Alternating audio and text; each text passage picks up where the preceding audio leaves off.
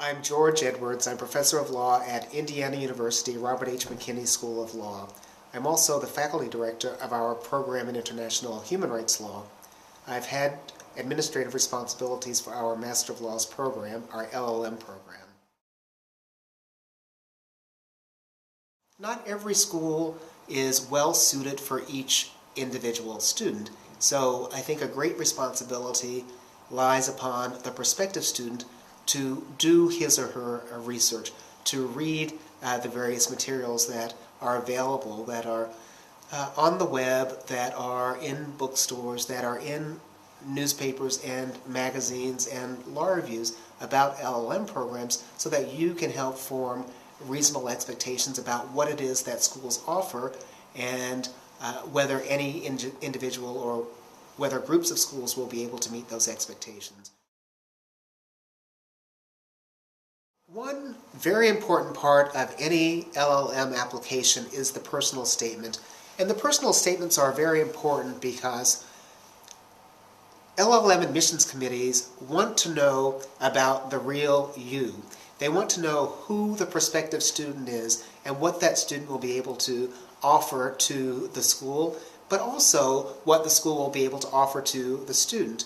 And since many of the objective criteria of applications from all over the world are somewhat similar, many of the applicants have very high scores. They have very solid recommendation letters. They've done well as a student previously, so there needs to be something in your personal statement that distinguishes you from others who are similar to yourself objectively. Now, each school has different guidelines for what to include in your personal statement.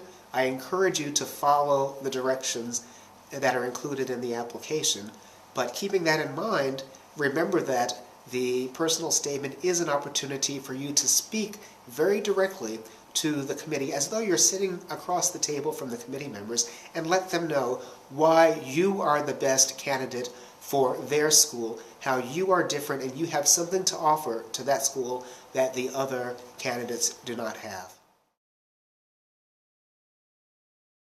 It's not necessary for prospective LLM students to have held down jobs between their first degree and their proposed second degree, their LLM degree in the United States. Different schools have different requirements for the incoming students. Virtually no school requires additional work experience. However, if you do have work experience, you may distinguish yourself from students coming from the United Kingdom or coming from other countries who are going to the United States but who do not have work experience. When a student completes his LLM degree in the United States, they have three choices regarding career. Either they can return to their home country, they can stay in the US, or they can go to a third country.